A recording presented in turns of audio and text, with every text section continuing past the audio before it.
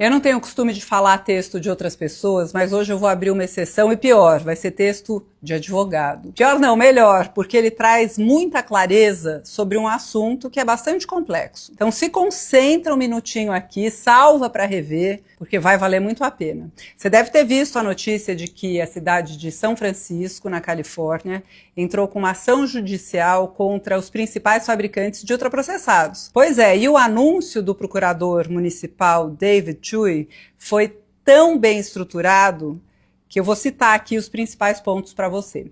Ele começou explicando o que são ultraprocessados. Abre aspas. São produtos que estão nos deixando doentes de forma clara e direta. Esses itens na nossa alimentação estão profundamente relacionados a condições graves de saúde e impõem enormes custos a milhões de americanos. Estamos falando de comidas que não são comidas de verdade, não são encontradas na natureza e são criadas por meio de combinação de substâncias químicas artificiais com processos industriais. Fecha aspas. Essa ação usa como base a classificação denominada nova de alimentos. Ela foi criada aqui no Brasil, na USP, pelo núcleo do professor Carlos Monteiro, que cunhou o termo ultraprocessado. Vou continuar citando o procurador. Embora alimentos ultraprocessados frequentemente tenham alto teor de sódio, açúcar adicionado e gorduras saturadas, os riscos à saúde não se limitam a calorias, gordura ou sal. Esses produtos apresentam riscos únicos por causa dos componentes químicos que contêm, pela forma como esses químicos são combinados e pelos processos usados na sua fabricação. Fecha aspas. Esse é um entendimento profundo sobre o conceito de ultraprocessado. A grande diferença da classificação nova é como ela divide os alimentos e é por grau de processamento. Então, ela não leva em consideração macronutrientes nem calorias. Isso foi uma revolução no campo da nutrição porque ajudou a ciência a desvendar a ligação entre alimentação e doenças crônicas.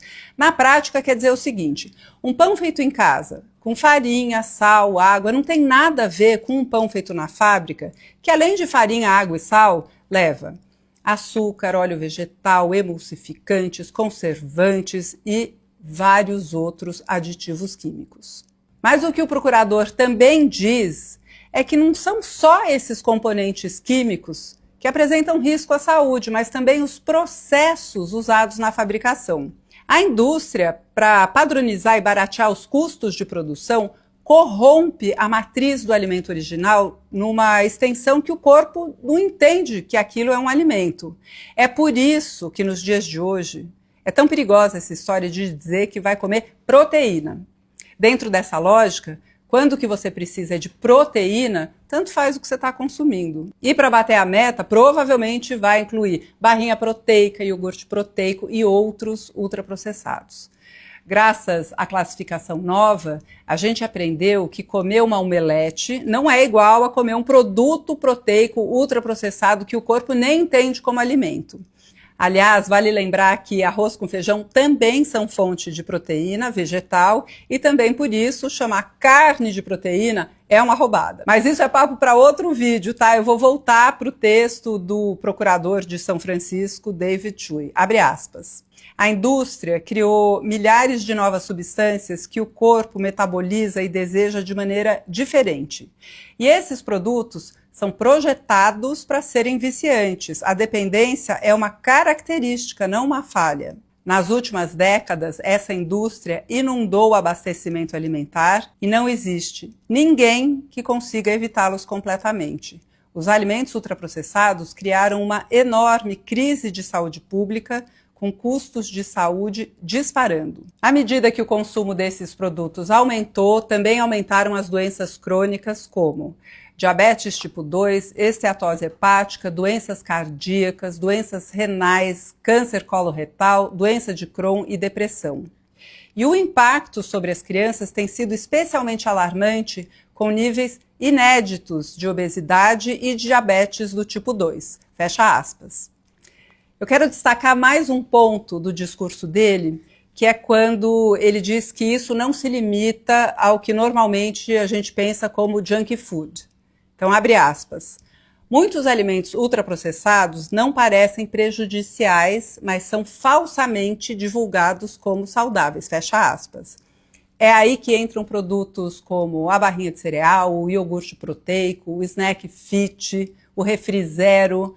Mesmo com embalagem dando a entender que é saudável, se for ultraprocessado, agora você já sabe, é um produto cujo consumo é associado ao aumento de várias doenças crônicas. Você entendeu por que os ultraprocessados são um problema de saúde pública global? Na prática, isso quer dizer que ficou mesmo mais difícil fazer boas escolhas e se alimentar de maneira saudável.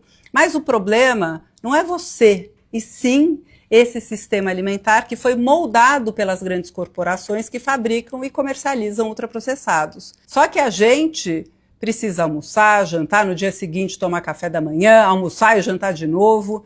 E apesar de uma ação como essa da cidade de São Francisco sinalizar que os ventos estão mudando, a gente não pode esperar o sistema alimentar mudar de braços cruzados do ponto de vista individual, né?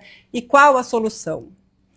Olha, nesses 25 anos de panelinha, a gente comprovou que quem sabe cozinhar consegue fazer melhores escolhas. Só que hoje isso não basta. Ler a lista de ingredientes do rótulo ajuda a identificar ultraprocessados para que você possa escolher o que você está comendo, né? Na lista, se tem nomes de coisas que você não tem na cozinha de casa, deixa na prateleira do supermercado. Mas tem uma outra coisa que há anos eu venho dizendo, e não só para você.